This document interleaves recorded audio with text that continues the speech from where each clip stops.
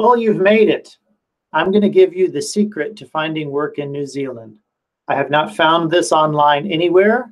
I have not heard anyone say this.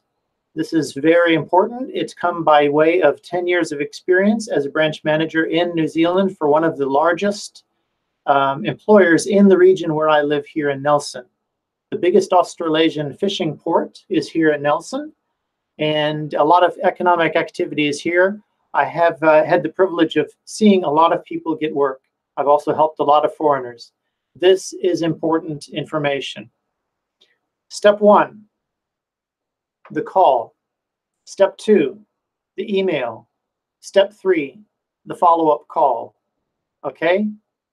Keep in mind, personalize your effort. This is so important. You're from abroad and there are barriers to overcome. Being abroad and not being a New Zealander, not having New Zealand experience, not having a work permit, you can overcome all of these challenges.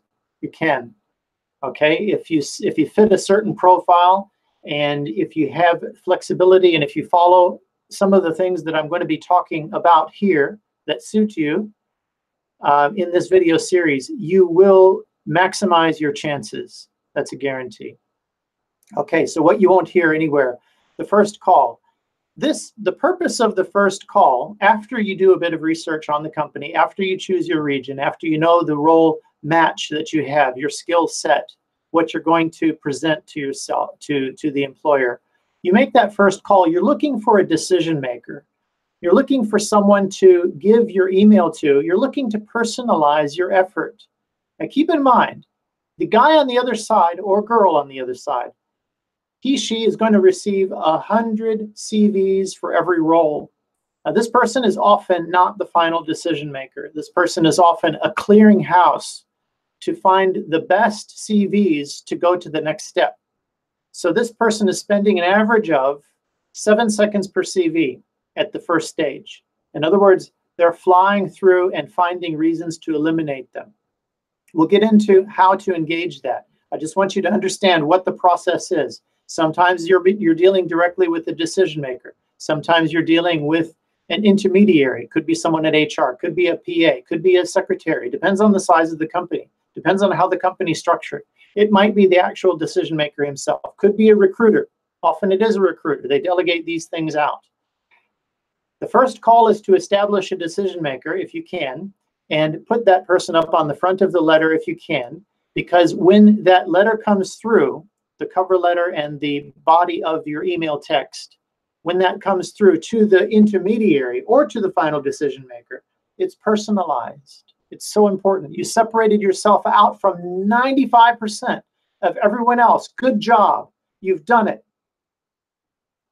Isn't that good advice? I'm not finished yet. You personalize at the next level too. The next level, you introduce yourself to the person specifically, as specific as you can, and you bridge those things in your CV, in your work experience that match up to the opportunity that's either advertised or that you're presenting yourself for in the company. So for example, a company doesn't necessarily have to advertise a role.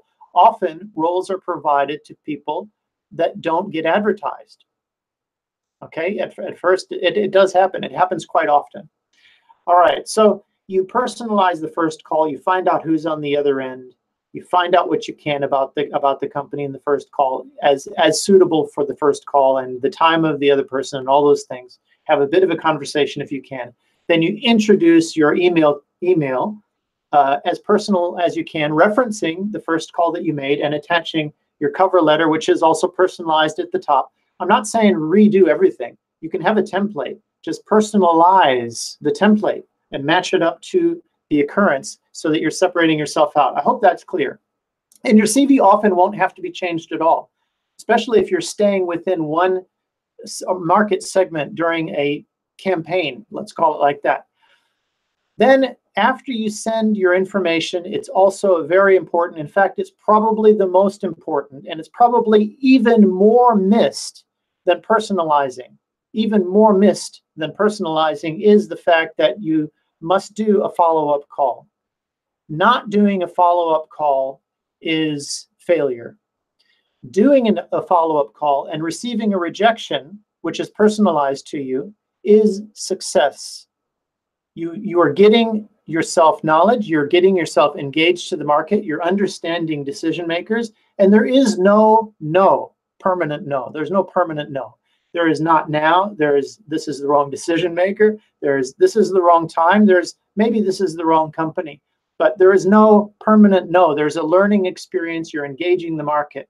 You have to adopt this psychology. Just put it on your head like a helmet. You have a new psychology. Your work is to find work, and you're engaging it as a professional, and you're being positive about it. You're making that first call to find a person's name, personalize that with a conversation, if you can, about when you're coming and your interest in the company and anything else you want to throw in. We'll cover that. It's later. The second point of contact is the email, where you reference the first call and you send those personalized attachments along with that email. After a day or two or three, depending on your intuition, gut feeling, whatever it is, you're going to call back and have a follow-up call, which is basically quite simple. Introduce yourself, ask for the person that you sent it to. Hopefully you do get to the person, and you just mentioned that you sent this email 3 days ago, whatever it is.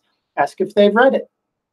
Sometimes they'll say, no, well, I haven't read it yet, but I have seen it. That's a very common response, and it's very often true. Then they go and read it. Perfect, success. See, you're separating yourself out. This is very important to understand how that other side works, how that other side thinks, and engage that in reality. Don't get emotional. There's no emotions. There's no one against you. It's just a process. You have to adopt that. Okay, I'm sorry, but being a little bit serious here because it's missed, and there's so many misconceptions. This is, rewind, listen to this again. It's very important. Call, email, follow-up call. Find out all the information you can. Learn the whole process. Don't take it personal. Keep going down the line. Stay within one market segment so that your mentality is in the same frame of reference as you're engaging this. You will get better and better and better. And your goal is a meeting. Your goal is not to get hired, not on the phone, not from an email, not from a CV. If it happens, great. It does happen. But your goal is a meeting. That's a reasonable goal. Set a meeting date if you can. In fact, if you're engaging this without an idea to come to New Zealand, I think it's a mistake. I'll just say that. I think you must have a concept of coming to New Zealand within a certain period of time, and your whole effort is pushed towards that certain period of time when you plan to come to New Zealand and meet companies and stay permanently. Maybe going back to get some luggage and to bring your family, or maybe not. Maybe just send for them and bring them over upon receiving your qualified job offer. So that's it. Next, we'll go into more details. That's the secret to finding work in New Zealand, and I think it's a universal secret. I think it applies to everyone, every industry, every country. And let me know what you think. Contact me if you have any questions. We'll continue on with this video series.